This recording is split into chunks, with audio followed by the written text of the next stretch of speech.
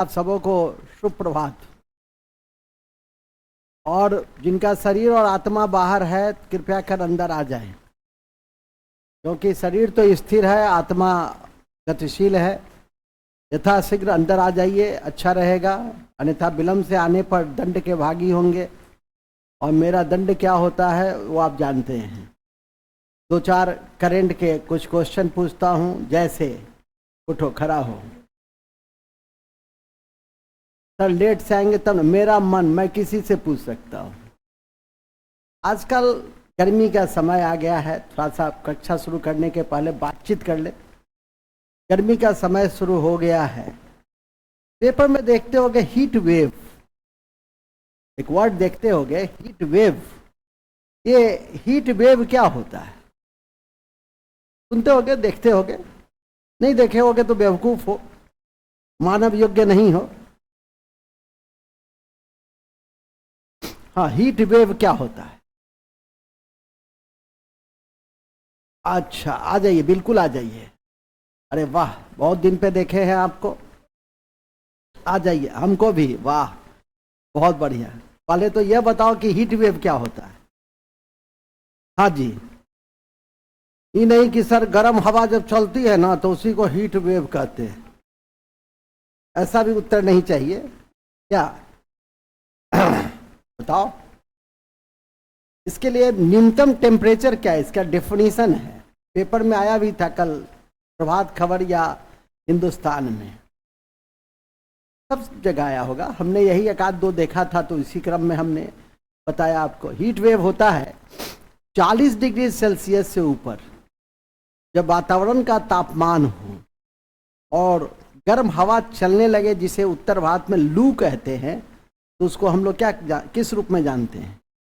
दो ही बात याद रखना है।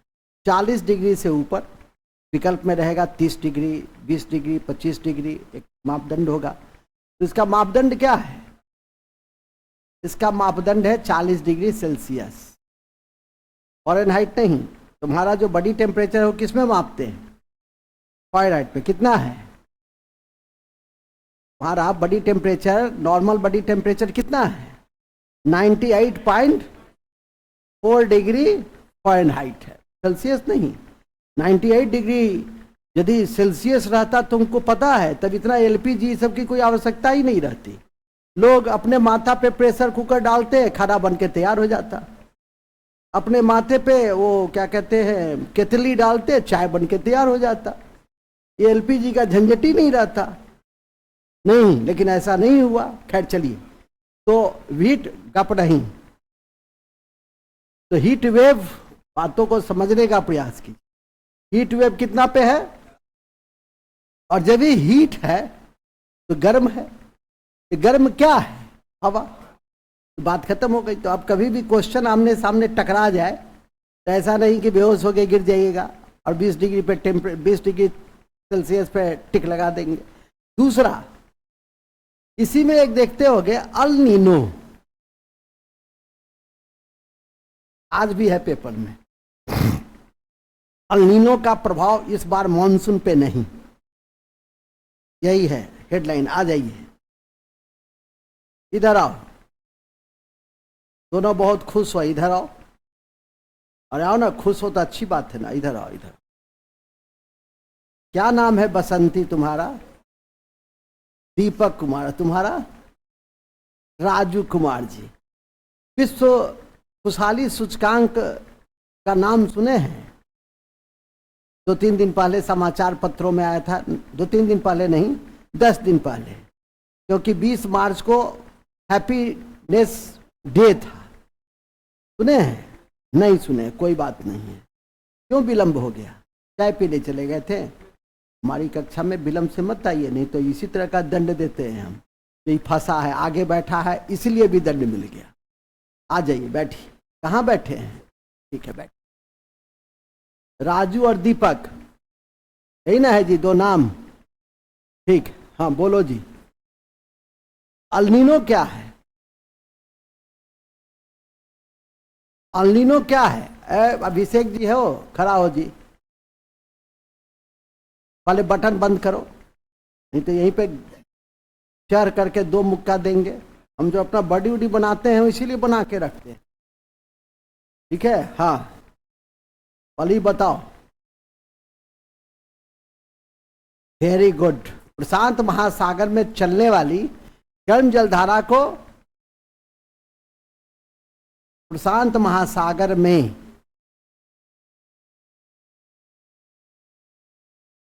चलने वाली गर्म जलधारा को क्या कहते हैं? अल नीनो कहते हैं। तो इसको याद रखना। अभी लास्ट चैप्टर है कॉन्स्टिट्यूशन का, लोकल डेमोक्रेसी। उसको शुरू करने के पहले थोड़ा सा बातचीत कर रहे हैं, तो घबराइएगा नहीं। आगे बैठे थे इसीलिए आपको दंड दिए हैं। अकेले क्यों बैठे थे? इस उम्र में अकेले नहीं बैठना चाहिए, गुमसुम, बड़ा खतरनाक अवस्था होती है। बैठ जाओ, ठीक है, तुम भी बैठ जाओ। अच्छा तुम ही बताओ अभिषेक, तुम तो मेरी आशा हो, तुम मेरे सपना हो, तुम मेरे भविष्य हो, ठीक है। नहीं तुम इससे पूछे, तुम बताना चाह रहे हो क्या? ऐसे ऐसे क्या कर रहा है?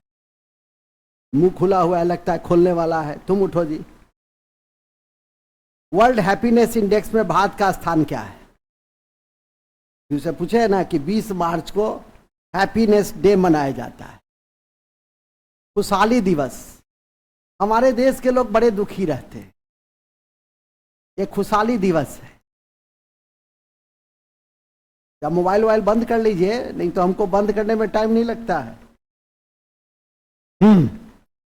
इस दिन खुशहाली दिवस मनाया जाता है पूरे विश्व में। हमारे देश के लोग बड़ा दुखी रहते हैं, बड़ा नीचे क्रम है। दुख का कारण क्या है? अभी नहीं कह देना कि बुद्ध के अनुसार सर दुख का कारण तृष्णा है, सर इच्छा नहीं, ये सब नहीं बोलना है। इंडिया में दुख का कारण है लो सोशल वेलफेयर मैकेनिज्म। कार्य और जो प्रकृति है उसके बीच में संतुलन का अभाव, और दूसरे की सफलता के प्रति ईर्ष्या द्वेष का भाव रखना, ये भारत जैसे देशों में दुख का कारण है। हम बुद्ध के अनुसार नहीं बोले हैं। बुद्ध के अनुसार दुख का कारण तृष्णा है। चलो खैर, हमें उससे क्या लेना देना? हमें लेना देना है कि भारत का स्थान कौन सा है। 126, वेरी गुड। अब पहले स्थान पे कौन है? अच्छा तुम लोग अब बैठ जाओ। अब तो हम बच्चियों से ही पूछ लें, ठीक है कि नहीं? कौन बच्ची से पूछे? आ जाओ आ जाओ। आ गए, जल्दी से आ जाओ। कौन बच्ची से पूछे जो कभी कभार आती है? कहाँ गई वो कभी कभार आने वाली? नहीं आई है। तो चलो ठीक है। तुम लोग रोज आती हो? रोज खड़ी हो, खड़ी हो। अपने कहिए कि सर मैं रोज आती हूँ, खड़ी हो। पहले स्थान पे कौन है? वह देश झीलों का देश है।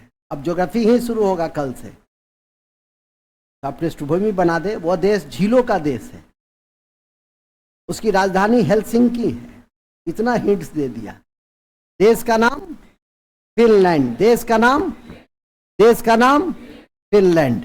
तो सबसे खुशहाली देश है फिनलैंड, और सबसे दुखारी देश है अफगानिस्तान। सबसे दुख है, ठीक है। सबसे कम वहां खुशी का माहौल है, और सबसे अधिक फिनलैंड है। और भारत का स्थान 126वां है। तो भारत के स्थान को पहले याद रखना। चलिए, अब गपशप सेशन खत्म हुआ। अब गपशप सेशन था, कहता है खत्म हो गया। हम कुछ भी कहें, तुम लोग को कहना है कि सर ज्ञान का सत्र था ये, ठीक है। देखते हो रोज एक वीडियो भेजते हैं, ज्ञानवर्धक वीडियो, ठीक है कि नहीं? तो उस ज्ञानवर्धक वीडियो से ज्ञान को बढ़ाओ। अभी भेजे थे कल, एक देश एक चुनाव भेजे थे ना, खड़ी हो। भेजे थे तो कहती हो जी सर, तो खड़ी हो। हाँ, अब बताइए कि एक देश एक चुनाव में समिति के अध्यक्ष कौन है?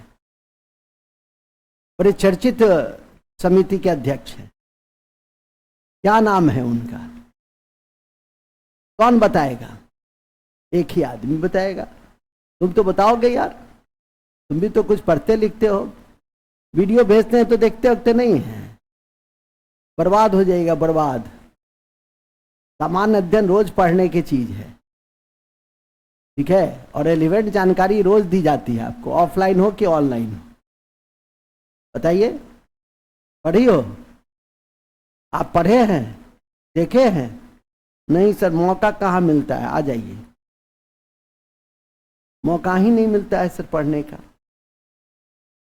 उनका नाम है, बताओ अभिषेक, रामनाथ कोविंद। पूर्व राष्ट्रपति की अध्यक्षता में 8 सदस्यीय एक देश एक चुनाव समिति का गठन हुआ और उसका हाल में रिपोर्ट आया, इसीलिए वो पुनः चर्चा में रहा। ठीक है कि नहीं? क्योंकि 1967 के पहले एक देश में एक ही चुनाव होता था। एक देश एक चुनाव का अर्थ है कि लोकसभा, विधानसभा और सभी चुनाव एक साथ हो। तो कई तरह की बाधाएं हैं, 83, 85, कई संविधान के जो अनुच्छेद है उस पर संशोधन करने पड़ेंगे। और फिर इस बात की क्या गारंटी है कि फिर से यदि लोकसभा भंग हो जाए या किसी राज्य में कतिपय कारणों से विधानसभा भंग हो जाए, तब उस स्थिति में फिर वहीं पे पुनः मुस्को भवा। तो इन सब पर जद्दोजहद के क्रम में रिपोर्ट प्रस्तुत की गई।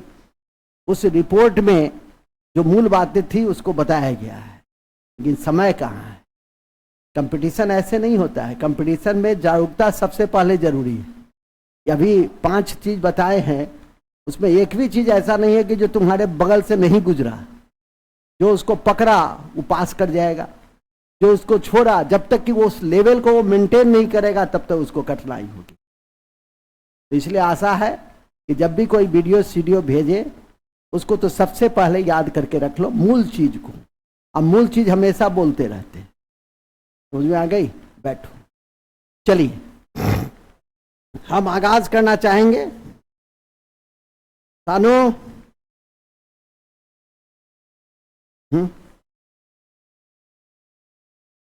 सानू, फिर से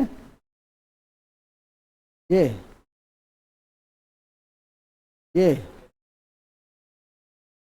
चलिए कक्षा की आगाज करने की मैं घोषणा करता हूं। हम लोग संविधान को देख रहे थे विगत कुछ महीनों से, और इसी क्रम में आज अंतिम सब चैप्टर है जिसका नाम है स्थानीय लोकतंत्र। ठीक है, हो गया, ठीक हो गया। स्थानीय लोकतंत्र, लोकल डेमोक्रेसी। लोकल डेमोक्रेसी में आपको क्या जानना है? लोकल डेमोक्रेसी, स्थानीय लोकतंत्र में आपको जानना है कि इसका विकास कैसे हुआ, और इस विकास की कड़ी में 73वां और 74वां संविधान संशोधन की विशेषताओं को देखना है। 73वां 74वां क्यों, आप पूछेंगे? क्योंकि 73वां और 74वां स्थानीय लोकतंत्र के 2 रूप, एक है पंचायती राज और दूसरा है नगर निगम। तो इस दोनों को संवैधानिक स्टेटस प्रदान की गई 73वां और 74वां क्रमशः माध्यम के द्वारा। इसीलिए 73वां की विशेषता और 74वां की विशेषता को भी ध्यान में आपको रखना है। यदि आप संपूर्ण स्थानीय लोकतंत्र में माइंड मैप होता है एक, उस माइंड मैप में यदि आप 7 बिंदु को केवल ध्यान में करके रख लें तो मैं समझता हूं कि आपको कठिनाई नहीं होगी। ठीक है, पहले माइंड मैप देख ले, इसके बाद अध्ययन कराएंगे। ये माइंड मैप क्या है? स्थानीय लोकतंत्र की जो शुरुआत होती है, स्थानीय लोग, मान लिया ये लोकल डेमोक्रेसी,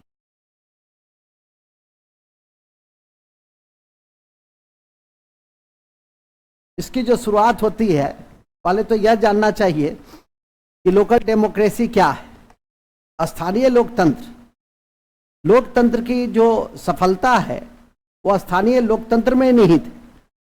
हमारे देश में 38 लाख जनप्रतिनिधि जो लोकल डेमोक्रेसी के माध्यम से हमारी राजनीतिक संस्थाओं में हिस्सा लेते हैं। और यदि एवरेज देख लो, एक हारा हुआ, दूसरा तीसरे स्थान पे, चौथा चौथे स्थान पर, यदि 4-5 देख लो तो 38 को 4-5 से गुना करोगे तो 1.5 करोड़, और 1.5 करोड़ पूर्णतः प्रशिक्षित है। पॉलिटिकल सिस्टम का यह पूर्णतः प्रशिक्षित कार्य करता है। ऑस्ट्रेलिया की आबादी 2.25 करोड़ है, ठीक है कि नहीं? इसलिए ना कहा जाता है कि भारत का जो डेमोक्रेसी है वो वाइब्रेंट है, सबसे अधिक जीवंत है। हम लोग के यहाँ 1.5 करोड़ तो लोकल डेमोक्रेसी में सीधे रूप से जुड़े हुए हैं। 97 करोड़ मतदाता है, ठीक है कि नहीं?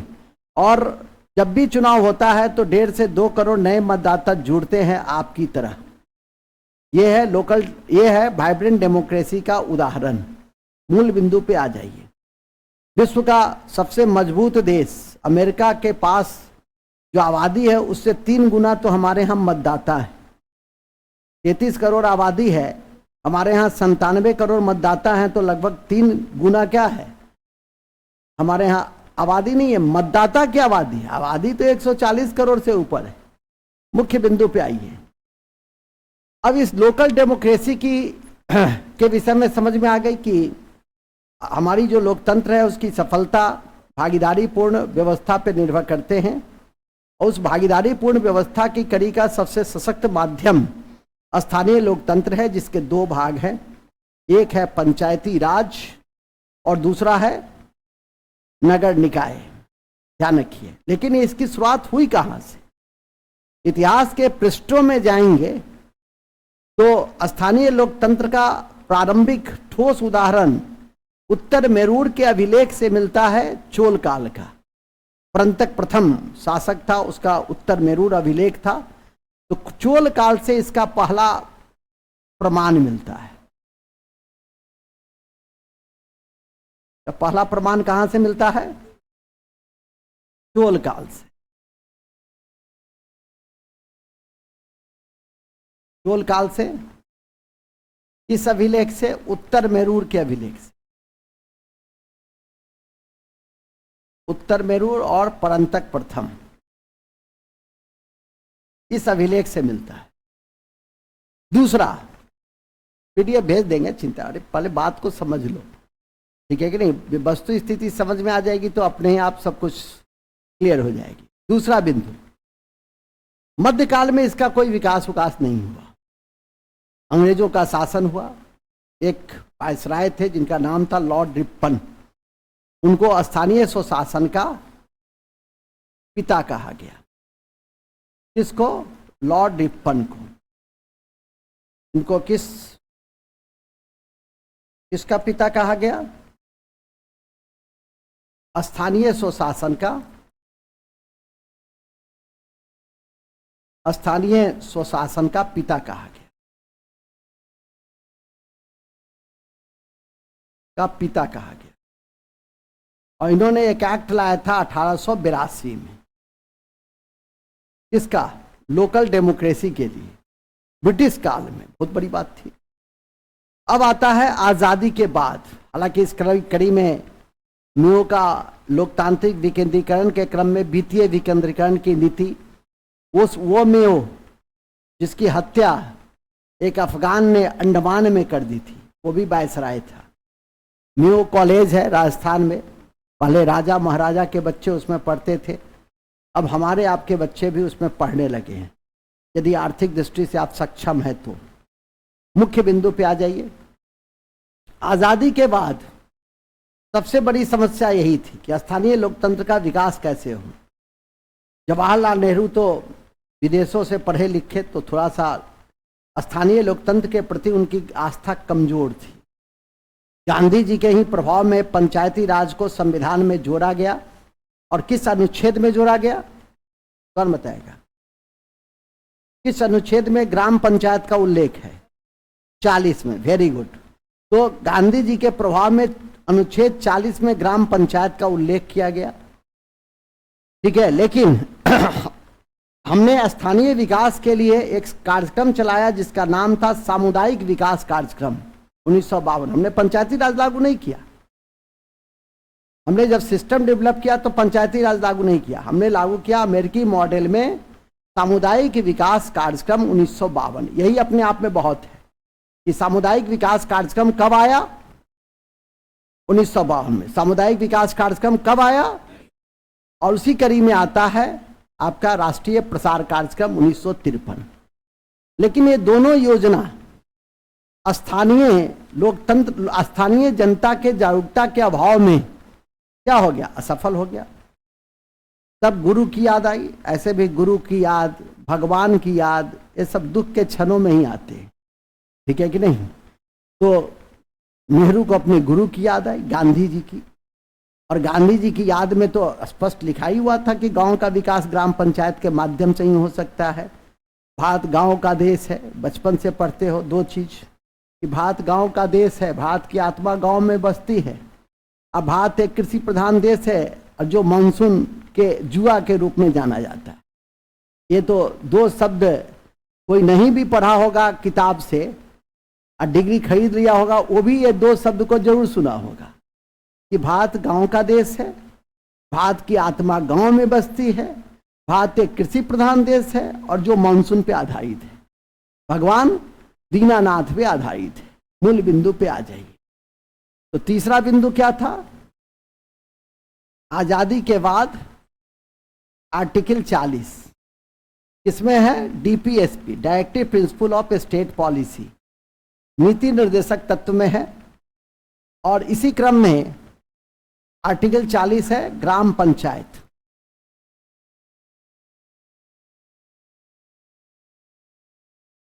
लेकिन शुरू हुआ आजादी के बाद किस पर? सामुदायिक विकास कार्यक्रम। सामुदायिक विकास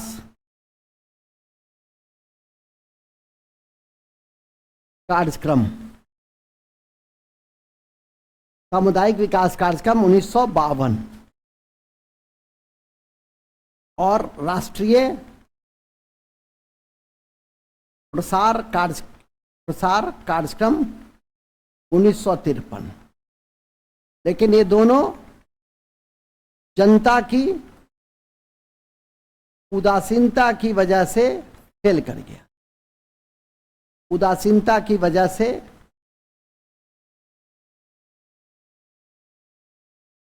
से क्या हो गया? फेल कर गया, विफल हो गया। लेकिन इस 2 तारीख को भूलना नहीं। तब आता है पंचायती राज की स्थापना बलवंत राय मेहता समिति के आलोक में। क्योंकि जब ये दोनों प्रोग्राम विफल हो गया गांव के विकास से संबंधित, तब नेहरू जी ने अपने देश के प्रथम पंचायती राज मंत्री बलवंत राय मेहता साहब को कहा कि आपको यह दायित्व दी जाती है कि पंचायती राज व्यवस्था कैसे मजबूत हो, इस पर आप एक जो समिति बनाई गई है उसके आप अध्यक्ष हैं और इस पर अपनी मंतव्य दें। तब बना 1957 में बलवंत राय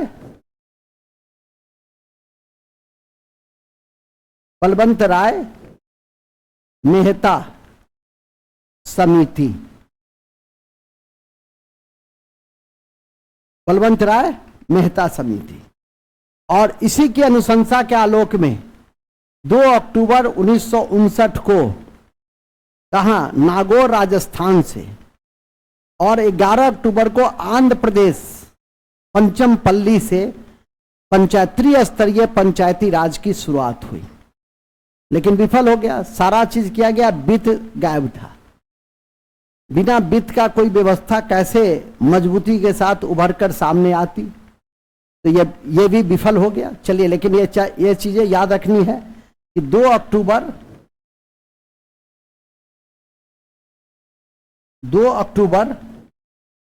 1959 को त्रिस्तरीय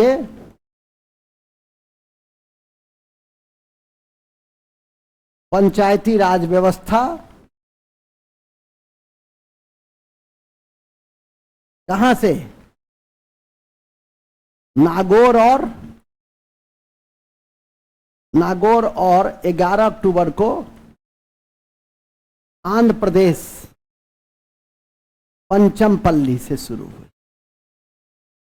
ये एशिया का सर्वश्रेष्ठ गांव भी रहा है। और ये पंचमपल्ली वो गांव है कि जहां से विनोबा भावे ने भूदान आंदोलन की शुरुआत की थी। तो ये पंचमपल्ली साधारण गांव नहीं है, ठीक है कि नहीं। और पंचमपल्ली के विषय में एक और बात बता दे, मनरेगा कार्यक्रम की भी शुरुआत यहीं से हुई थी। तो ये साधारण गांव नहीं है। अभी इसके पिछले साल एशिया के सर्वश्रेष्ठ गांव में इसका चयन किया गया था। मूल बिंदु पे आ जाइए। तो नागौर और पंचमपल्ली से शुरुआत हुई लेकिन विफल हो गया। फिर आती है नई सरकार, जनता पार्टी की सरकार 1977 में, और एक कमेटी बनता है। जब भी कोई सरकार आती है तो पुरानी व्यवस्था को के देखरेख के लिए एक समिति बनाती है। अभी जैसे नई सरकार इंडिया गठबंधन आएगी, जिसके आने की संभावना काफी कम है, लेकिन दावा तो प्रस्तुत करता है सब। लोकतंत्र में तो सब अपना अपना दावा प्रस्तुत करता है। पूर्णिया से पप्पू जी भी कह रहे हैं कि 4 लाख मत से हम जीत रहे हैं, ठीक है कि नहीं। लोकतंत्र में तो सब अपना अपना दावा प्रस्तुत करता है, कोई रोकता भी नहीं है, रोकना भी नहीं चाहिए। यही तो लोकतंत्र है। मूल में आ जाइए। तो मूल यह है कि नई सरकार बनी तो नई समिति बनी, और समिति का नाम था अशोक मेहता समिति। अशोक मेहता समिति 1977। इसने क्या कहा कि नहीं नहीं, 3 स्तरीय पंचायती राज व्यवस्था ठीक नहीं है, 2 स्तरीय होना चाहिए, ठीक है कि नहीं। मूल बातें छोड़ दिया, फिर स्ट्रक्चर में उलझ गया। इसने कहा कि 2 स्तरीय पंचायती राज होना चाहिए। आप लोग कभी गांव गए हैं? सर हम लोग का तो गांव से ही जुड़ाव है सर। इसमें कौन गांव से जुड़े हुए नहीं हैं? हम भी नहीं हैं, आप भी नहीं हैं। वाह बहुत बढ़िया। और कोई? चलिए, तो तुम भी नहीं हो, वाह बहुत अच्छा। लेकिन जुड़े हुए तो मैं भी नहीं हूं, हाथ खड़ा किया। लेकिन गांव को तो समझता हूं। जुड़े हुए का क्या मतलब होता है? कि कभी गांव आप गए ही नहीं है, जिंदगी में कभी गांव देखा ही नहीं है, ऐसा तो नहीं है। हर आदमी गांव देखता है, अपने अपने गांव जाता है। हम इसीलिए कहें कि मैं साल में कभी कभार जाता हूं। भावना से तो मैं आपसे भी जुड़ा हुआ हूं। भावना क्या है, ठीक है कि नहीं। ज्यादा भावना पे बल मत दीजिए, इस अवस्था में तो कतई मत दीजिए, ठीक है। मूल बिंदु पे आ जाइए। चलिए ठीक है, आप लोग मुस्कुरा रहे हैं, मतलब मेरी बात अच्छे तरीके से समझ रहे हैं। आपको बल देना है 20 मार्च पर, आपको बल देना है 22 मार्च पर, आपको बल देना है 22 अप्रैल पर, 23 अप्रैल पर, आपको बल देना है 1 मई को। आपको बल 14 फरवरी को नहीं देना है। आशा है आप समझ रहे हैं, ठीक है। जिस दिवस पे बल देना है उसी दिवस को याद रखिए तो ज्यादा श्रेयस्कर होगा, जिंदगी समझ जाएगी। नहीं तो 14 फरवरी को राष्ट्रीय दिवस को याद रखिएगा तो फिर जिंदगी बिखरने में समय नहीं लगेगा। आशा है समझ जाइए, समय रहते हुए समझ जाइए, ठीक है। अब ये नहीं कहना फिर सर जिंदगी कहाँ है। तो एक लाइन कहूंगा कि जिंदगी में जिंदगी को ढूंढना ही जिंदगी है। ये सब ऊपर का लाइन है। ये सब कहाँ का लाइन है? गधों, यहां पे ताली बजाने की आवश्यकता थी। जहां पे ताली बजाने की आवश्यकता है वहां तो ताली तुम लोग बजाते नहीं हो। चलिए ठीक है, मूल बिंदु पे आ जाइए। अब हो गया, एक ही दिल का रहता है, हंसो मुस्कुराओ, इसके बाद फिर गंभीर हो जाओ, तब खूब हंसाएंगे। और नहीं, जहां देख लेंगे तुम लोग इसी योग्य नहीं हो तो कक्षा को अत्यंत गंभीर बना देंगे, ठीक है। कि मेरे मर्जी से हंसोगे, अब मेरी मर्जी से रोओगे। और समझो, तुम ऐसा मुंह धुआं जैसा क्यों बनाया हुआ है? खुश रहो हमेशा। अभी कहे ना वर्ल्ड हैप्पीनेस इंडेक्स 126, हम लोग पीछे क्यों हैं? चेहरे पे मुस्कान। अरे इस अवस्था में हमेशा हंसना चाहिए। इस अवस्था में यदि कोई हंसा नहीं, इसका मतलब है कि जरूर something is going to be wrong. अभी तो अंग्रेजी पढ़ के निकले हो तो अंग्रेजी तो बोलना आवश्यक है ना। कुछ गलत हो रहा है, ठीक है कि नहीं? समझा जी? चलो ठीक है। अशोक मेहता समिति 1977 2 स्तरीय, लेकिन मूल समस्या पे बल नहीं दिया। और इसके बाद आया राजीव गांधी, इंदिरा गांधी की हत्या हो गई। सतवंत सिंह, बेअंत सिंह, दो उनके बॉडीगार्ड ने उनकी हत्या कर दी। राजीव गांधी देश के प्रधानमंत्री बने, ठीक है कि नहीं। उन्होंने स्थानीय लोकतंत्र की मजबूती के लिए कई कदम उठाए। पहले तो इंद्रप्रस्थ स्टेडियम में, इंद्रप्रस्थ नहीं, तालकोटरा स्टेडियम में देश के सभी जनप्रतिनिधियों को, जो मुखिया थे, उन लोगों को बुलाया, उन लोगों से बातचीत किया कि पंचायती राज में कठिनाई कहाँ है, ठीक है कि नहीं। फिर निष्कर्ष निकला, फिर कई समिति बनी, बीके राव समिति बनी, कुंगन समिति बनी, कई भुड़िया समिति बनी ट्राइबल क्षेत्र के लिए। और तब जाकर इसी क्रम में 73वां संविधान संशोधन आया और 24 अप्रैल 1993 को 24 अप्रैल 1993 को, एक मिनट, हेलो, गुड मॉर्निंग। अच्छा, अभी क्लास में है तो हम निकलते हैं तो बात करते हैं 12 बजे करीब में, ठीक है। इंटरव्यू कब है? ठीक। तो जैसा कि मैंने अभी आपको बताया, क्या बताया? हाँ, तो डिफरेंट समिति बनी, तो 73वां संविधान संशोधन आया, फिर विभिन्न समिति बनी।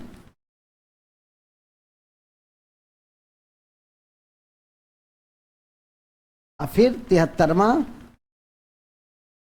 संविधान संशोधन 24 अप्रैल 1993 से लागू हुआ।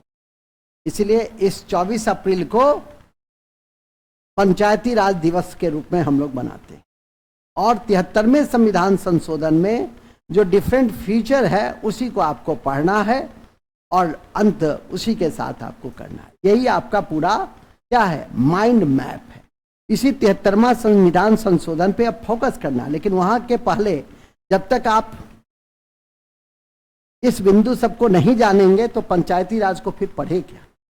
आशा है समझ गए पंचायती राज, जिस्ट आप समझ गए ना। इसी का दूसरा भाग है नगर निकाय, जो नगर से जुड़ा हुआ है। 74वां संविधान संशोधन वो है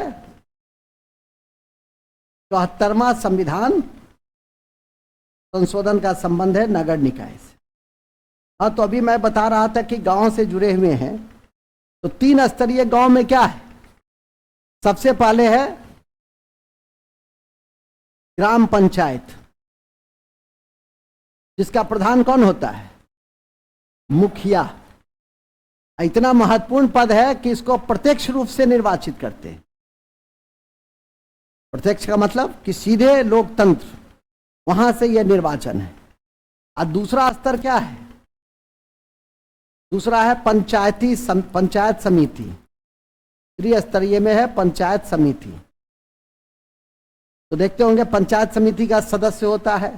अब पंचायत समिति का सदस्य चुनता है प्रखंड प्रमुख को। हालांकि उस समय रहते उसमें भी संशोधन हो रहा है कि प्रखंड प्रमुख का चुनाव भी, जैसे नगर निगम के जो मुख्य पर्सन थे, मुख्य पार्षद, उनका चुनाव होने लगा है इस बार से, उसी तरह से वहां भी होंगे। क्योंकि अक्सर हॉर्स ट्रेडिंग देखा जाता है, अंग्रेजी में शब्द है हॉर्स ट्रेडिंग, कि उस समय लोगों की खरीद बिक्री होती है और फिर भाग भगोवल का जो दृष्टिकोण है वो चलता है।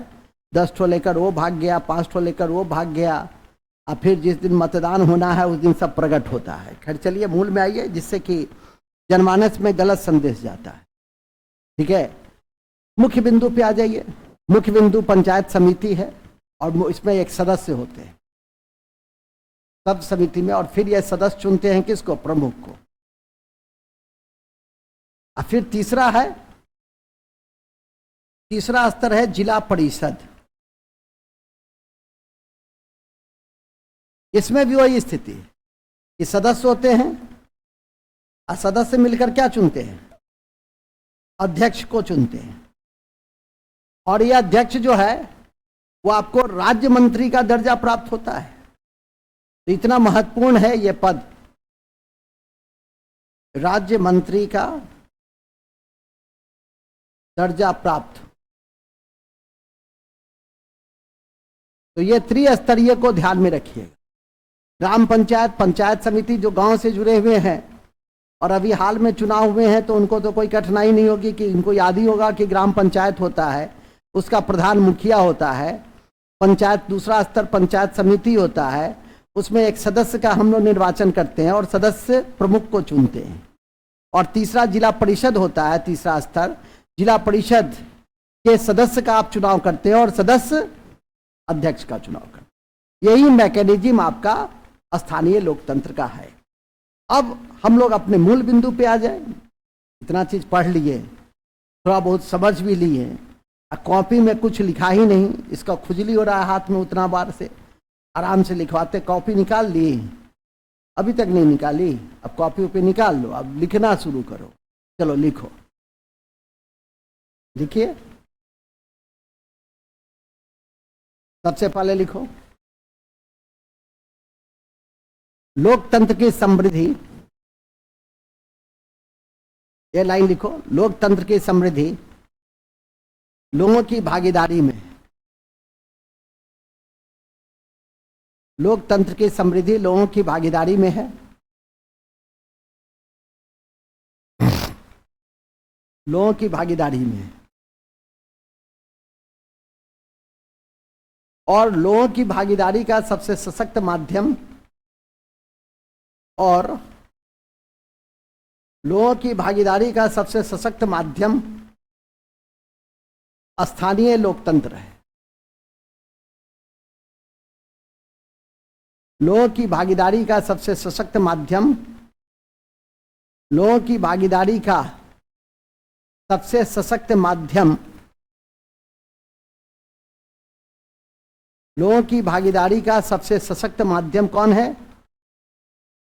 स्थानीय लोकतंत्र हैं, जिसके दो भाग हैं, जिसके दो भाग हैं,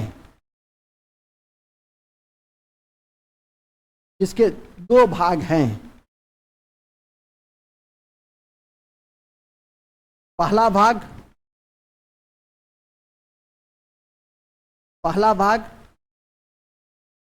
पंचायती राज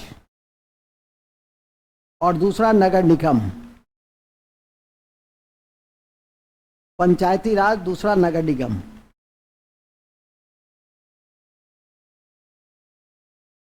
नोट लिखो, नोट, नोट। पंचायती राज लोकतांत्रिक विकेंद्रीकरण का सबसे महत्वपूर्ण भाग है। पंचायती राज, नोट में लिखो, पंचायती राज, लाल कलम से, नोट किस कलम से लिखा जाता है? लाल, हरा, काला, मतलब डिफरेंट कलम से, तब ना उसके महत्ता को समझोगे। तो पंचायती राज लोकतांत्रिक विकेंद्रीकरण का एक महत्वपूर्ण भाग है। पंचायती राज लोकतांत्रिक विकेंद्रीकरण का एक महत्वपूर्ण भाग है। ठीक है, एक महत्वपूर्ण भाग है। साथ ही यह प्रशासनिक विकेंद्रीकरण को भी सुनिश्चित करता है। साथ ही यह प्रशासनिक विकेंद्रीकरण को भी, प्रशासनिक विकेंद्रीकरण को भी सुनिश्चित करता है। साथ ही यह प्रशासनिक विकेंद्रीकरण को भी सुनिश्चित करता है। ठीक है, यहां तक बात समझ में आ गई? समझ में आ गई ना? अब पॉइंट दूसरा लिखो। अभी बताए भी थे कि इसकी शुरुआत ऐतिहासिक दृष्टि से कहां से होती है? चोल काल से। लिखो, ऐतिहासिक दृष्टि से, ऐतिहासिक दृष्टि से, ऐतिहासिक दृष्टि से इसकी शुरुआत चोल काल से मानी जाती है।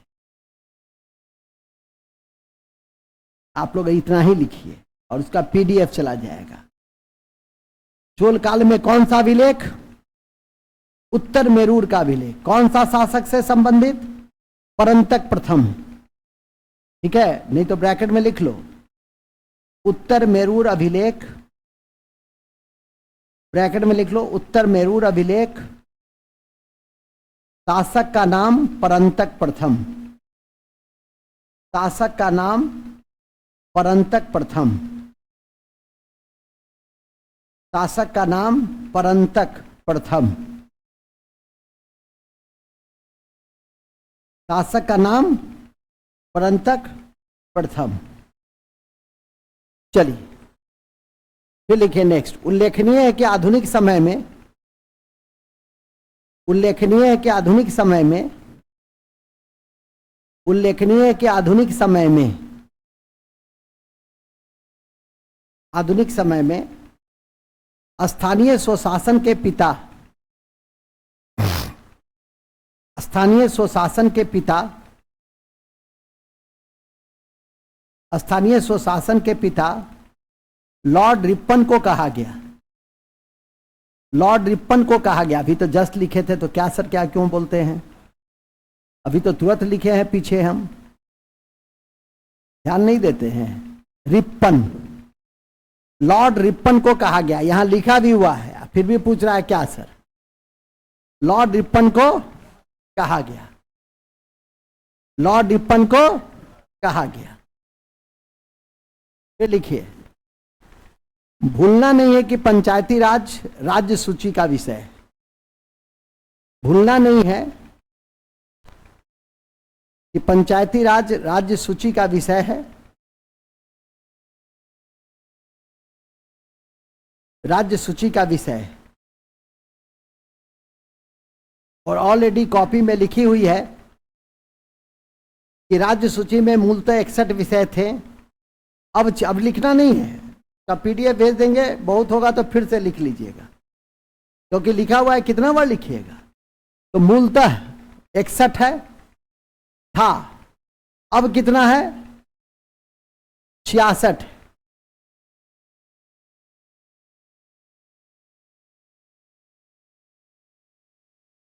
नहीं, पहले था 66, सॉरी, अब है 61। पहले था 66, अब हो गया 61। अब सुन लीजिए, प्रमुख कौन कौन से राज्य सूची है।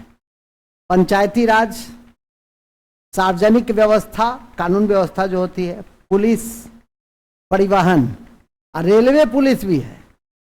परीक्षा में पूछता है कि रेलवे पुलिस किस में आता है, तो राज्य सूची में। रेलवे पुलिस किस में आता है, रेलवे पुलिस किस में आता है।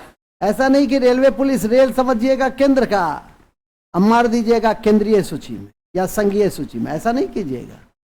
इसलिए 5 बार याद करवा दिए हैं। रेलवे पुलिस, रेलवे पुलिस, स्वास्थ्य, कृषि, पेयजल, ये सब व्यवस्था कौन देखता है, राज्य देखता है।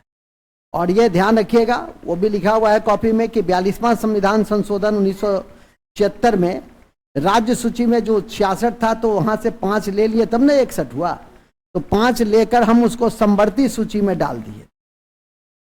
समवर्ती सूची का मतलब कि ऐसा सूची जिस पर केंद्र भी कानून बना सकता है और राज्य भी कानून बना सकता है। जैसे तो शिक्षा था, वन था, वन्य जीव संरक्षण था, माप तौल था और न्यायिक प्रशासन था।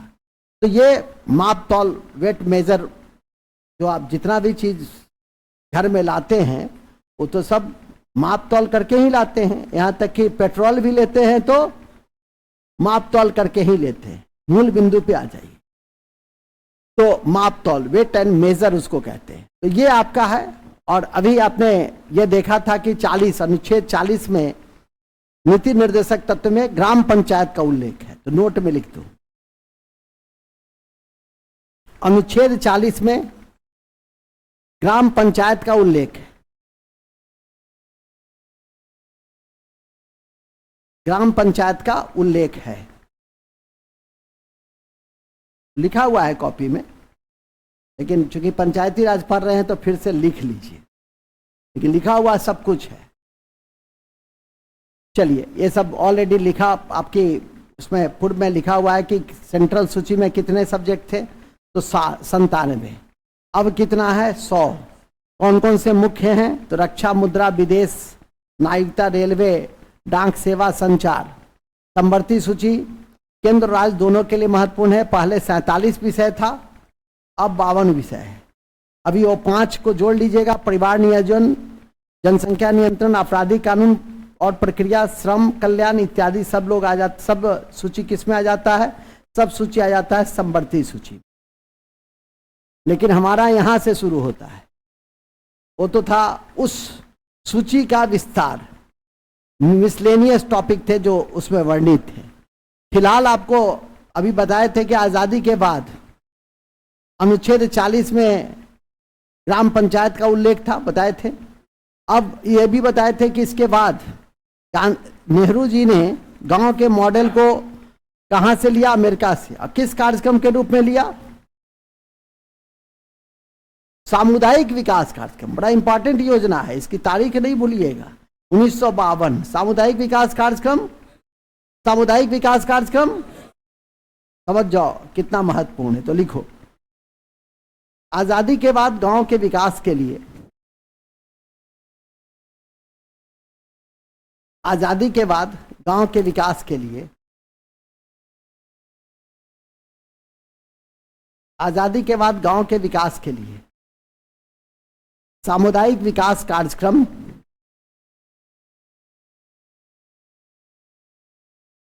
सामुदायिक विकास कार्यक्रम सामुदायिक विकास कार्यक्रम और 1953 में राष्ट्रीय प्रसार सेवा और 1953 में राष्ट्रीय प्रसार सेवा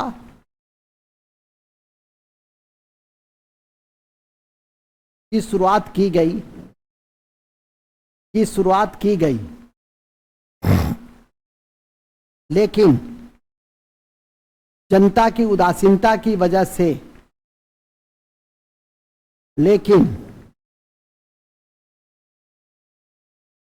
जनता की उदासीनता की वजह से यह योजनाएं भी विफल हो गई। जनता की उदासीनता की वजह से यह योजना भी विफल हो गई।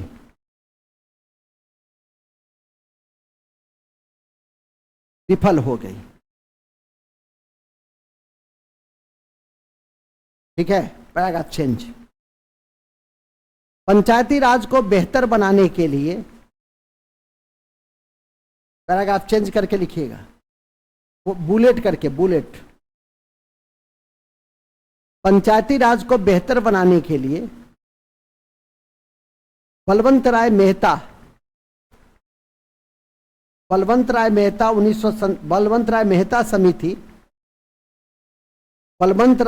समिति 1957 में 1957 में बनाई गई 1957 में बनाई गई और 2 अक्टूबर 1959 को 2 अक्टूबर 1959 को एकदम एक एक तारीख याद रखना है। 2 अक्टूबर 1959 को टेस्ट में सब तारीख आएगा टोटल। और स्थानीय लोकतंत्र ऐसे भी काफी महत्वपूर्ण है। सेंट्रल और बिहार में तो कभी कभी देखिएगा 2-2, 3-3 क्वेश्चन रहता है। तो इसलिए इस चैप्टर को बड़े मजे में पढ़िए, 2 बार 4 बार घर पे भी जाके पढ़िए। ऑलरेडी वीडियो अपलोड कर दिया जाता है समय रहते, तो फिर उसको भी देखते रहिए। मतलब किसी भी रूप में आप मजबूत हो जाइए, ठीक है कि नहीं। पीडीएफ भी जाता ही है, सारा चीज जाता ही है, आप लिखते ही हैं। सबसे पहले तो आप लिखते हैं, क्लास करते हैं, सुनते हैं, माइंड मैप तैयार करते हैं, लिखते हैं, ठीक है कि नहीं। और उसके बाद तो रिवीजन नहीं कीजिएगा तो क्या हो जाएगा, इसी की तरह खड़े हो जाइएगा, वंदे मातरम वंदे मातरम। ठीक है, कुछ पूछना चाहते हो तो मुंह खुला हुआ है तो मुंह बंद कर लो, ऐसे लगता है कि कुछ पूछना चाह रहे। ठीक है, अब पूछने का यदि मन हो तो पहले खत्म होने दो, और जितना उलूल जुलूल अनाप शनाप होगा सब पूछ लेना। चलो आगे चलो। उसी के रिपोर्ट के आलोक में फिर लिखे, क्या लिखे थे, क्या लाइन था? 2 अक्टूबर 1959 को समिति के रिपोर्ट के आलोक में समिति के रिपोर्ट के आलोक में, समिति के रिपोर्ट के आलोक में राजस्थान के नागौर, राजस्थान के नागौर, राजस्थान के नागौर एवं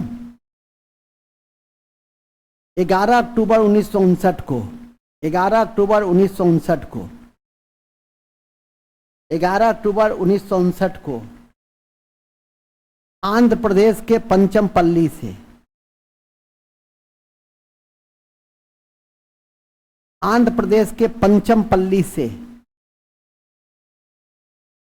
आंध्र प्रदेश के पंचमपल्ली से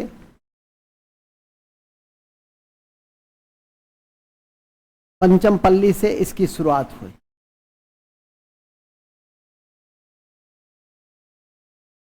पंचमपल्ली से इसकी शुरुआत हुई। किसकी?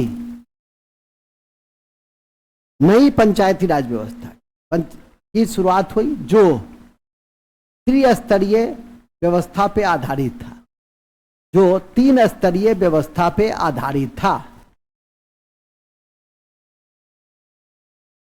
जो 3 स्तरीय व्यवस्था पे आधारित था। पढ़े क्या, ये सब तो समझे होगे। गांव में ग्राम पंचायत लिख लो। पहला 3 स्तर में कौन कौन स्तर था? ग्राम पंचायत, पंचायत समिति, जिला परिषद।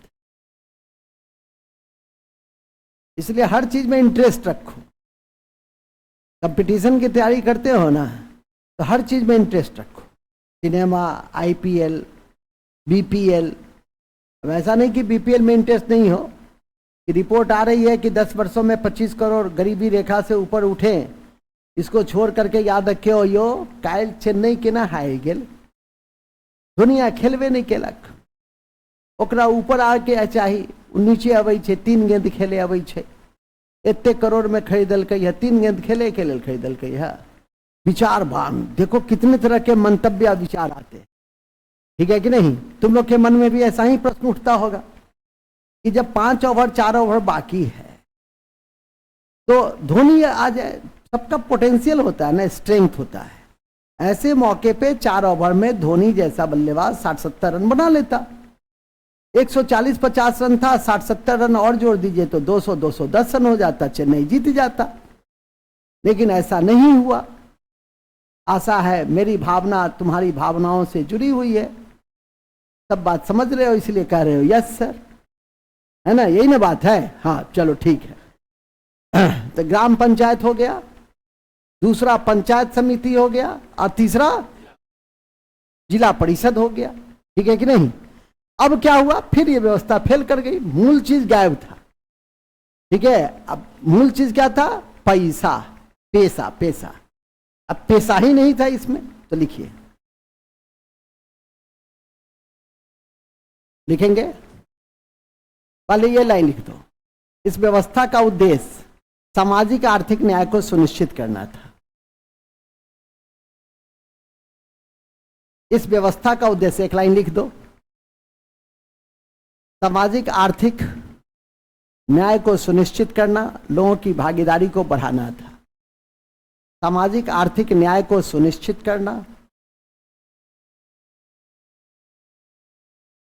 सामाजिक आर्थिक न्याय को सुनिश्चित करना और लोगों की भागीदारी को बढ़ाना था। लोगों की भागीदारी को बढ़ाना था। लेकिन, फिर लिखो, लेकिन वित्तीय समर्थन के अभाव में, लेकिन वित्तीय समर्थन के अभाव में, वित्तीय समर्थन के अभाव में, वित्तीय समर्थन के अभाव में यह व्यवस्था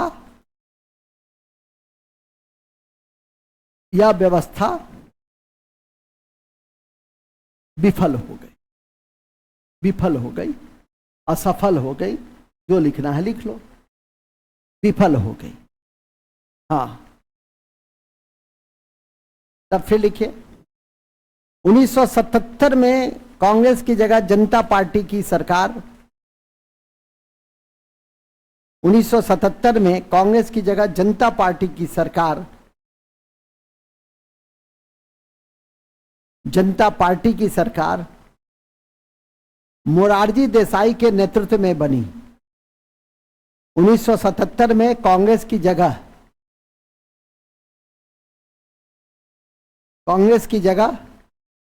जनता पार्टी की सरकार, जनता पार्टी की सरकार मोरारजी देसाई के नेतृत्व में बनी। मोरारजी देसाई के नेतृत्व में बनी।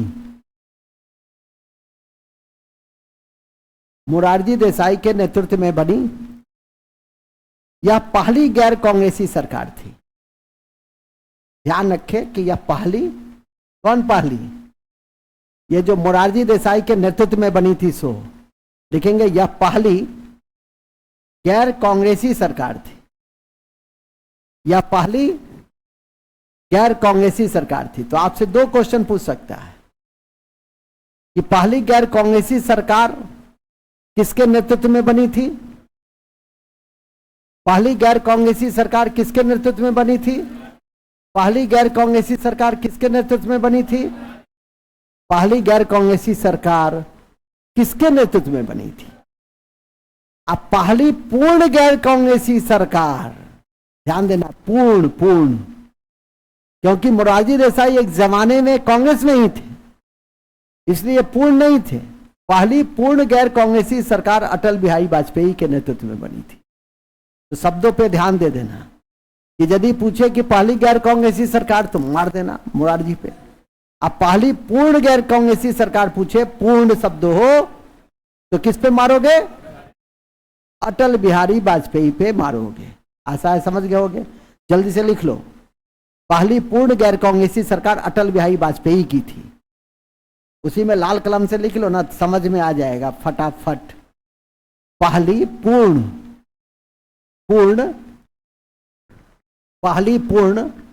गैर कांग्रेसी सरकार,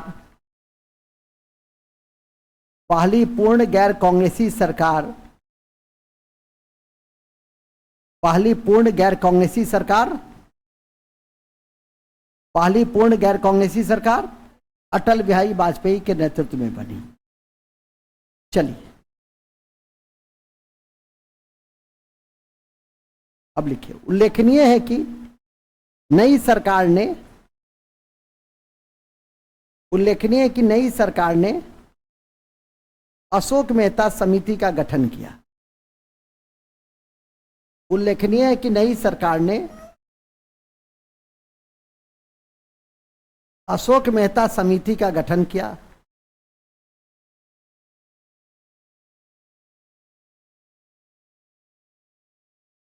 अशोक मेहता समिति का गठन किया। नई सरकार ने अशोक मेहता समिति का गठन किया, जिसने 2 स्तरीय पंचायती राज की अनुशंसा की। जिसने 2 स्तरीय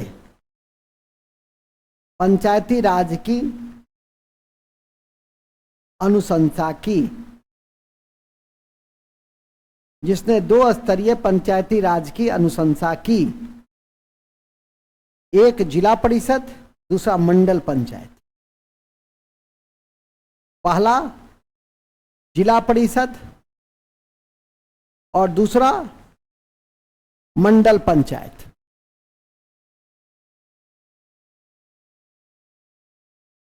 ठीक है, मंडल पंचायत। चलिए, ओके, हमारी ओर देखिए तो ज्यादा अच्छा होगा। ये जो एक लाइन लिखते हैं, इधर देखते हैं, नहीं मने हम जो what I felt I am telling you, हम बड़ा पाक साफ बात करते हैं। बुरा लगे कि वो आपके पास, अच्छा लगे तो आपके पास।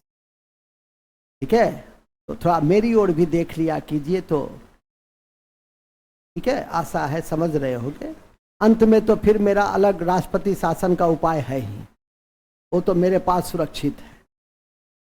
और आप लोग जैसे बच्चों को मैं चाहता नहीं हूं कि राष्ट्रपति शासन में पढ़ाएं, पूर्णतः लोकतांत्रिक माहौल में बताएं, स्थानीय लोकतांत्रिक माहौल में पढ़ ही रहे हो, समझ गए? हाँ, नहीं तो कल से यहाँ से उठा देंगे, क्योंकि एक जगह यदि कोई लड़का रोज बैठता हो तो मेरे जांच के घेरे में रहता। समझ गए कि नहीं समझ गए? हाँ, 24 साल से चला रहे हैं, आज समझ रहा है ना? तुम्हारे जैसा ऐसा कितना कबूतर, 50,000 से अधिक कबूतर पढ़ के गया, 5-10 हज़ार को सफलता भी मिल गई, समझ गए? तो ज़्यादा हमको कुछ कहना नहीं पड़े, सब ध्यान रखना, ओके? हाँ चलो, आइए, अपना घर का बच्चा है, नहीं बताएंगे तो फिर कौन बताएगा? ठीक है, इस सब के लिए तो है बाहर, ताकत झांकी करने के लिए बाहर है, कोई कमी है? आज समझा कि नहीं समझा? हाँ देखो, निर्माण बहुत कठिन प्रक्रिया है, अब विघटन करना क्या है? बात समझ में आ गई कि नहीं? हाँ, इसलिए निर्माण पे बल दो, ठीक है? चलिए, हो गया, समझ गया? नहीं, उस समय से हम लिखा रहे थे, लिख रहा था, फिर देख रहा था, किसको देख रहा था सो हम नहीं जानते, लेकिन देख रहा था, अजीब लगा कि इतना स्मार्ट आदमी सामने खड़ा है और उसको छोड़ करके ये किसको देख रहा है?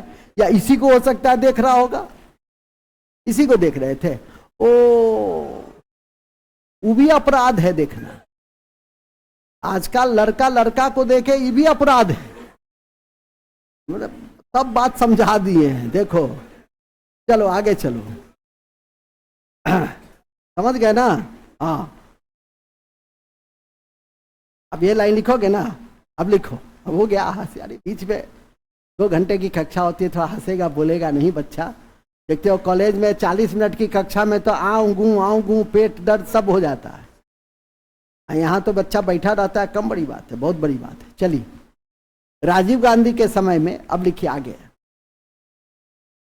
इसके साथ एक आदमी बैठ जाओ, तो ताका झाकी करने का आदत है, अब पीछे देख रहा है और ऑटोमेटिक है दिखा जाता है। तो तुम ऐसा करो, इधर आओ, इधर ना, इधर ना, इतना अच्छा अवसर नहीं मिलेगा, इधर आओ, वहां बैठो। और नहीं यार, बैठो ना वहां, अम्मी को, अरे नहीं, अरे ठीक है, तुम वहां बैठो, नहीं कुछ कह रहे, कितना अच्छा अवसर मिल रहा है, देखो इसको, बैठो, इतना अच्छा अवसर हमको मिलता तब जाके बैठ जाते। मां बुढ़वा के देखो इसको, कहता है अब नहीं होगा, क्या नहीं होगा? अपने कह रहा कि सर अब नहीं होगा सर। चलो ठीक है, समझ गए। हाँ, हीरा है तब न पन्ना की तलाश है। चलिए ठीक है, हो गया, हास्य सेशन समाप्त हुआ, अब फिर से मूल में आ जाइए। तो पंचायती राज का जो विकास की प्रक्रिया है वो 1977 अशोक मेहता समिति तक आप लोगों ने देखा। अब आधुनिक जो पंचायती राज है जिस पर हम लोग की नींव खड़ी है, वो यहीं से इसकी शुरुआत होती है। तो लिखेंगे, राजीव गांधी के समय में, राजीव गांधी के समय में पंचायती राज को मजबूत बनाने के लिए,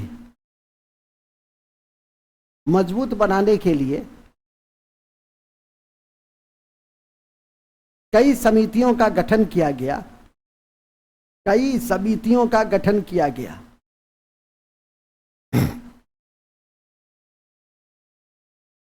कई समितियों का गठन किया गया, उनमें लिख देना ये सब सारी समिति, GVK राव, सिंधवी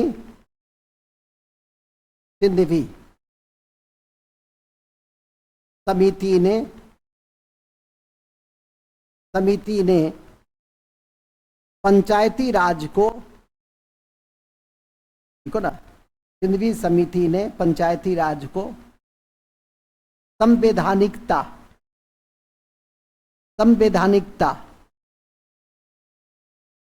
का दर्जा देने की पहल की। दर्जा देने की पहल की।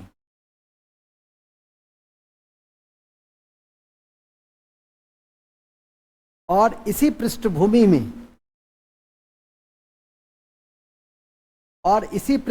में 73वां संविधान संशोधन पारित हुआ।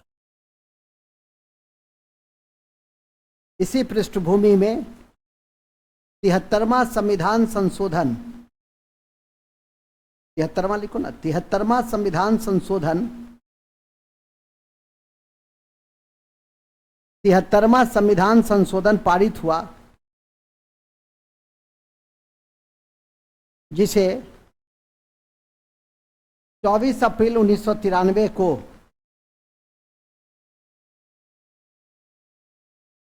जिसे 24 अप्रैल 1993 को लागू किया गया।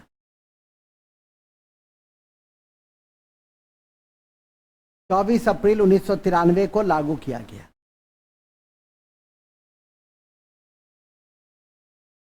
नोट में लिख दो, थुंगन समिति, गाडगिल समिति ने भी, नोट में लिखो, थुंगन समिति, थुंगन लिखो ना, थुंगन, और गाडगिल समिति ने भी, नोट में लिखो, थुंगन और गाडगिल ने भी, गाडगिल समिति ने भी संवैधानिकता की बात कही थी। संवैधानिकता की बात कही थी। किसके संवैधानिकता की? जातिराज की संवैधानिकता की बात कही थी। हुडिया समिति का संबंध इसी कड़ी में, देखो एक लाइन हो, इसी कड़ी में हुडिया समिति का संबंध, हुडिया समिति का संबंध जनजातीय क्षेत्र में पंचायती राज से संबंधित है। जनजातीय क्षेत्र में, जनजातीय क्षेत्र में, जनजातीय क्षेत्र में पंचायती राज से संबंधित है। जनजातीय क्षेत्र में पंचायती राज से संबंधित है।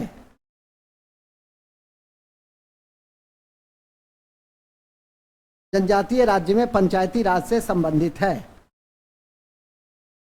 ठीक है, लास्ट अति महत्वपूर्ण है कि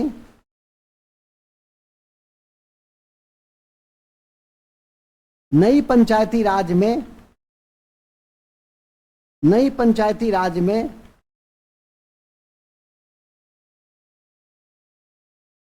ग्यारहवीं अनुसूची,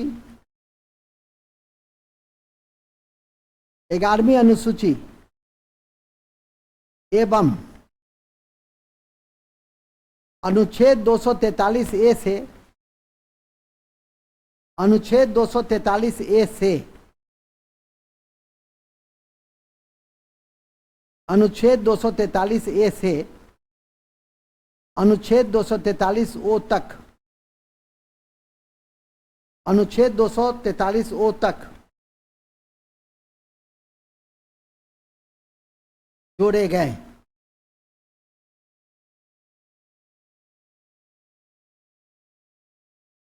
जोड़े गए,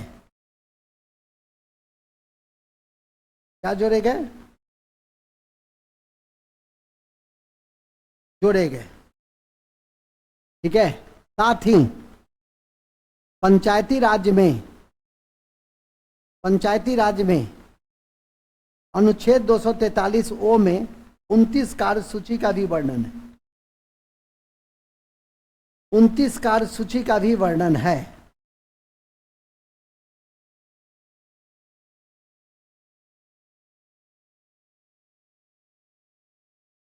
उनतीस कार्यसूची का भी वर्णन है।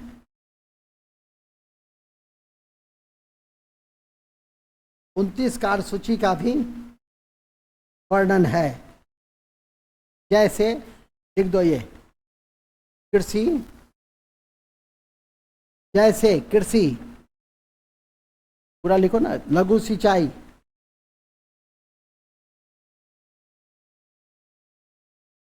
लघु सिंचाई,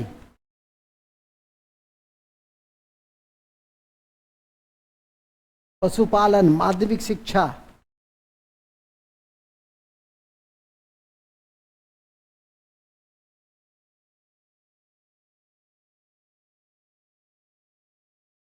पशुपालन, माध्यमिक शिक्षा,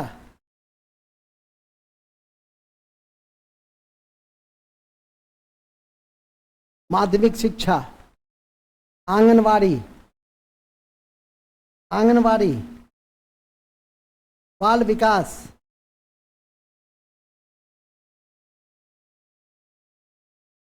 बाल विकास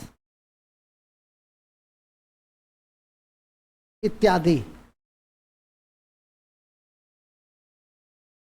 इत्यादि। ठीक है, लास्ट लिख देंगे। 73वें संविधान संशोधन की निम्नलिखित महत्वपूर्ण विशेषताएं। 73वें संविधान संशोधन की निम्नलिखित महत्वपूर्ण विशेषताएं।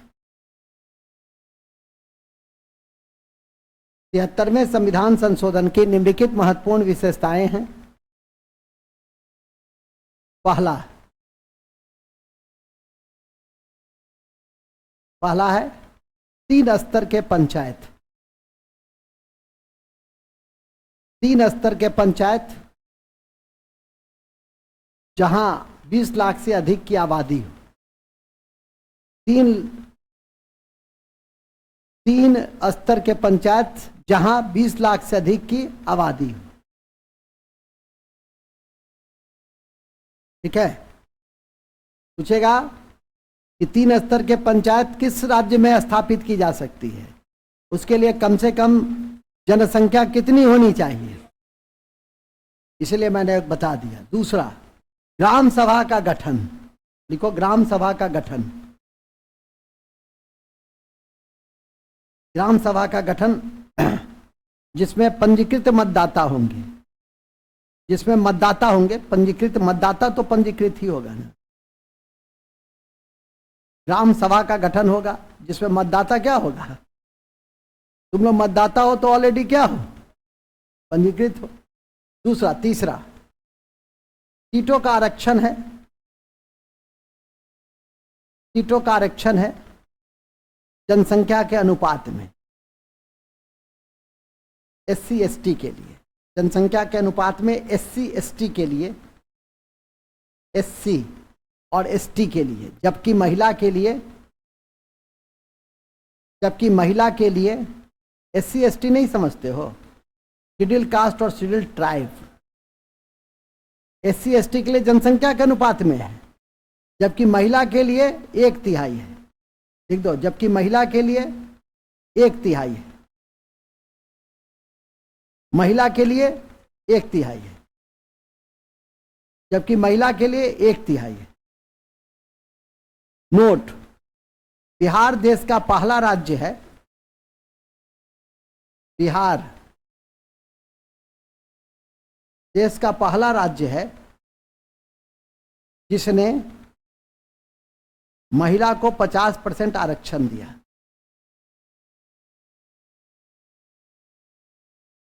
महिला को 50% आरक्षण दिया, समझ जाइए। उसके बाद ही राजस्थान, मध्य प्रदेश, हिमाचल प्रदेश या अन्य राज्यों ने कदम उठाया, लेकिन सबसे पहला राज्य कौन था, बिहार ही था। 2006 में ही ये स्टेप उठाया था उन्होंने, कितनी बड़ी बात थी। फिर आइए, सीटों का आरक्षण हो गया। अब कार्यकाल, पहले चुनाव नियमित नहीं होते थे, लेकिन अब चुनाव नियमित होते हैं 5 साल के लिए। तो लिखेंगे, कार्य अवधि 5 साल के लिए निर्धारित। कार्य अवधि 5 वर्षों के लिए निर्धारित। 5 वर्षों के लिए निर्धारित है। ब्रैकेट में लिख दीजिए 243E, अनुच्छेद 243E। हाँ, उसमें उल्लेख है अनुच्छेद 243E में इसका उल्लेख है। किसका, कार्यकाल का। अब सुन लीजिए, लिखना नहीं है, समझना है कि यदि किसी जगह पर 6 महीने के अंदर जो चुना हुआ प्रत्याशी हो मर गया तो क्या होगा, फिर से चुनाव होगा। ये चुनाव कब तक होते रहेंगे? जब तक कि 6 महीने शेष अंतिम रूप से बचा ना हो। होता है ना, 2 बार 3 बार हो गया। जैसे एक बेनीपुर में था कोई पंचायत जहां 3 बार चुनाव हो गया, ठीक है, जो खड़ा होता था वही मर जाता था। एक ही परिवार का था, अंत में वो परिवार का एक पुतोहू को बुलाया गया जो बाहर रहती थी, कही कि ना ना सासो चल गए, नंदो चल गए, नहीं सब चल गए, तो हमू जाए तो हमू चल जेबे। ही नहीं, दूसरा फिर हुआ तब जा करके चला। होता है कभी कभी कोई चीज़ सूट नहीं करता है। मूल बिंदु पे आ जाइए। तो मूल बिंदु यह है कि जैसा कि मैंने कहा कि यह कब तक होता रहेगा? जब तक कि 6 महीना, लिखने से ज्यादा समझने की जरूरत है इन सब चीजों। हाँ, अंतिम 6 महीना, 6 महीना रहेगा तभी ना, तो इस बात को भी ध्यान रखिएगा। नेक्स्ट, सीटों का आरक्षण लिख लिए ना। सीटों का आरक्षण महिलाओं के लिए 1/3 था। SC ST का आरक्षण लिख ही लिए। कार्य सूची लिख ही लिए, लिख दो कार्य सूची। 29 कार्य सूची विशेषता में है, 29 कार्य सूची।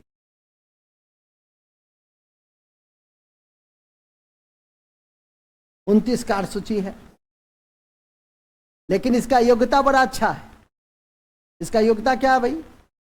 इसका योग्यता यह है कि और सबके लिए चाहिए 25 साल। MP बनने के लिए 25 साल, लोकसभा में जाओगे 25 साल, राज्यसभा में जाओगे 30 साल, विधानसभा के लिए 25 साल, सबके लिए। इसका है 21 साल। तो मेरा विद्यार्थी था, हम यहीं पर थे पोस्टेड, तो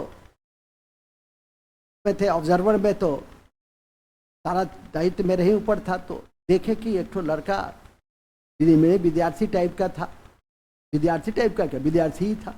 हमको जो देखा तो भाग गया, भाग रहा था। आए भेजे सिपाही को, पकड़ के लाई, तो भाग रहा था और सर पकड़ के लाया और कहा कि सर हम अपने से खड़ा नहीं, हमको गांव वाला सब खड़ा कर दिया। हमके मारो, गांव वाला सब खड़ा किया।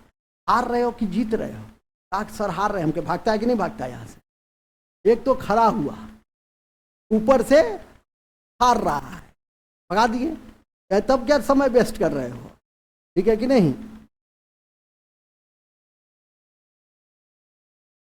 कहता है कि सर जितवा देते, तू मेरे हाथ में है। सर्टिफिकेट देना, उस पर साइन करना हाथ में है, लेकिन वो सब पूरी प्रक्रिया में होती है।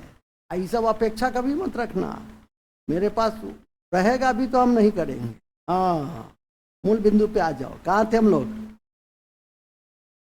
तो बड़ा अच्छा जगह पे थे। 29 कार्य सूची हो ही गया। योग्यता में लिख दो 21 वर्ष। योग्यता 21 वर्ष। योग्यता 21 वर्ष, ठीक है। बस एक लिख देना। राज्य निर्वाचन आयोग चुनाव कराते हैं। राज्य निर्वाचन आयोग चुनाव करवाते हैं।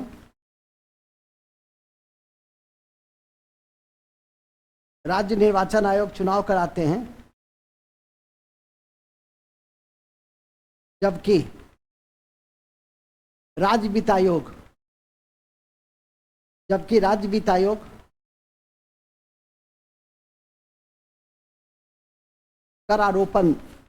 करारोपण देखता है। राज्य वित्त आयोग करारोपण के कार्य देखते, करारोपण के कार्य देखते हैं।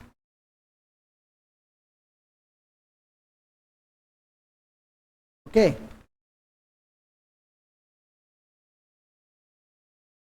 चलिए आ जाइए अब 74वां संविधान संशोधन। तो लिखिएगा 74वां नगर निकाय। इस पर ज्यादा बात नहीं जाननी। 74वां संविधान संशोधन 1994 के आलोक में 3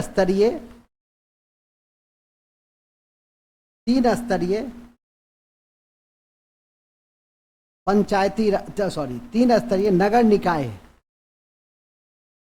तीन स्तरीय नगर निकाय की नींव रखी गई। नींव रखी गई जिसका संबंध अनुसूची 12, जिसका संबंध अनुसूची 12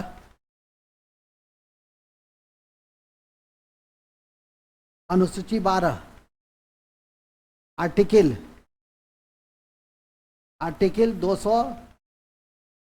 243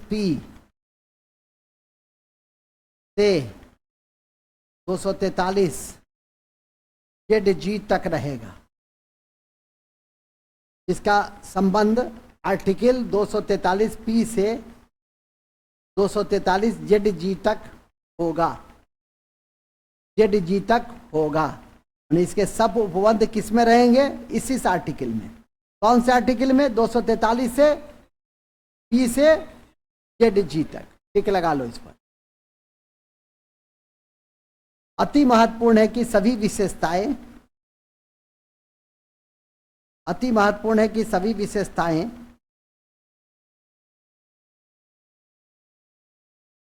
पंचायती राज की तरह ही है, पंचायती राज की तरह ही है।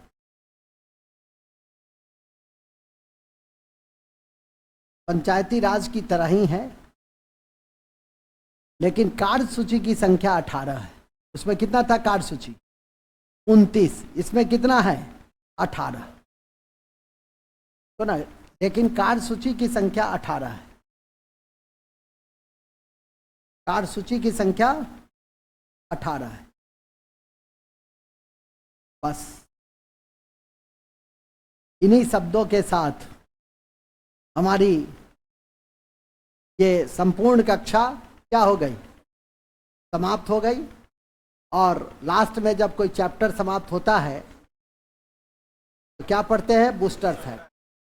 5 बूस्टर फैक्ट भी पढ़ेंगे तो लिखेंगे बूस्टर फैक्ट। बूस्टर फैक्ट सबसे पहले लिखे बूस्टर फैक्ट में, बिहार में नगर निगम की संख्या 19 है। बिहार में नगर निगम की संख्या 19 है।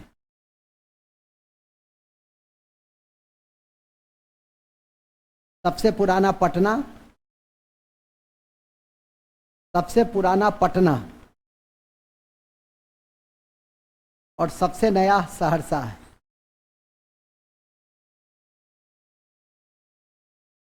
नगर निकाय का 3 स्तर समझते हैं ना? जो सबसे बड़ा शहर होता है वो नगर निगम होता है। छोटा शहर जो होता है वो नगर पालिका होता है, जैसे मधुबनी नगर पालिका है। और जो गांव और शहर के बीच का होता है उसको नगर परिषद कहते हैं, जैसे बेनीपुर, बहेरी, कमतौल। ये सब क्या है? ये सब न तो गांव रहा और न पूरी तरह से शहर में कन्वर्ट किया, दोनों के बीच में भी चल रहा है। तो वहाँ क्या होता है? नगर परिषद। तो यही 3 निकाय है। नगर निगम बड़े शहरों के लिए, नगर पालिका छोटे शहरों के लिए। दरभंगा में नगर निगम है, ठीक है कि नहीं? पटना नगर निगम सबसे पुराना है। पटना में 2 लोकसभा का क्षेत्र है। कभी कभी ये सब भी ध्यान रखिए कि हमारी राजधानी पटना में कितने लोकसभा के क्षेत्र हैं? तो 2, ठीक है कि नहीं? कभी कभी बहुत छोटी चीजें पूछ ली जाती है और तुमको लगेगा कि तो जानना चाहिए था हमको कि सबसे पुराना नगर निगम कौन सा है। देश का सबसे पुराना नगर निगम मद्रास है, वो भी लिख लो। देश का सबसे पुराना नगर निगम मद्रास है। देश का सबसे पुराना नगर निगम मद्रास है, मद्रास है, ठीक है?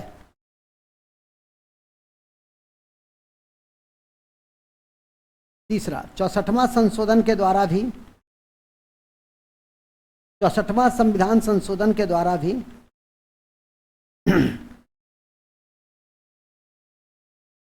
64वां संशोधन के द्वारा भी पंचायती राज को संवैधानिकता की बात की गई थी। पंचायती राज को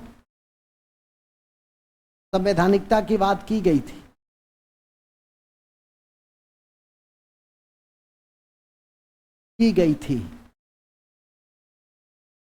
मुखिया को जिला पंचायती राज पदाधिकारी हटा सकते हैं। मुखिया को, नेक्स्ट पॉइंट, मुखिया को जिला पंचायती राज पदाधिकारी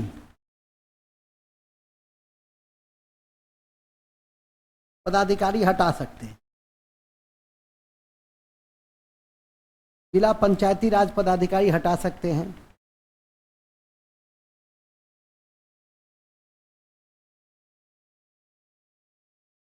न्याय पंचायत, सबसे पहले अशोक मेहता ने सिफारिश की थी। न्याय पंचायत की सिफारिश, न्याय पंचायत की सिफारिश, न्याय पंचायत की सिफारिश सबसे पहले अशोक मेहता ने किया था।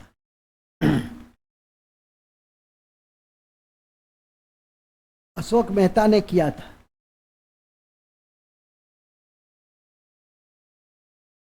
पेशा अधिनियम 1996 का संबंध, पेशा अधिनियम 1996 का संबंध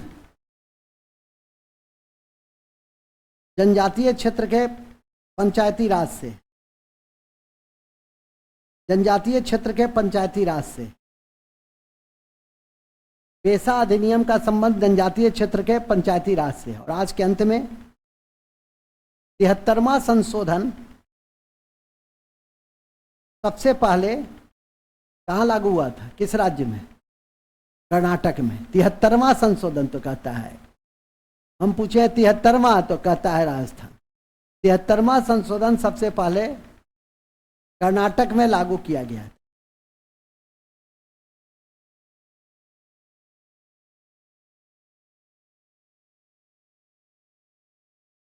लागू किया गया था, ठीक है। इन्हीं शब्दों के साथ हम आज के इस कक्षा की बूस्टर फैक्ट के साथ समाप्ति की घोषणा करते हैं और संविधान की समाप्ति की भी घोषणा करते हैं। कल से आप लोग ज्योग्राफी का कॉपी बना लेंगे और कल से ज्योग्राफी इस महीने में उसको समाप्त करने का मैं प्रयास करूंगा। कल ज्योग्राफी की रणनीति से परिचर्चा होगी, क्या क्या चैप्टर पढ़ना है, कैसे आगे बढ़ना है, क्योंकि नई व्यवस्था में मेरी कक्षा 2 से 3 दिन ही होती है। ऐसी स्थिति में स्वाभाविक है कि उसी में अधिक से अधिक, और अब 2 घंटे की जगह आप लोग की कक्षा जो है 2 भाग में, सैटरडे और संडे को सिर्फ सामान्य अध्ययन कार्यक्रम चलेगा, एक ज्योग्राफी और दूसरा हिस्ट्री। जब कला विषय समाप्त हो जाएंगे उसी बीच फिर साइंस की शुरुआत की जाएगी। तो इस तरह से आपको आगे बढ़ाया जाएगा, ध्यान रखेंगे। जय हिंद। 12 बजे की मानसिक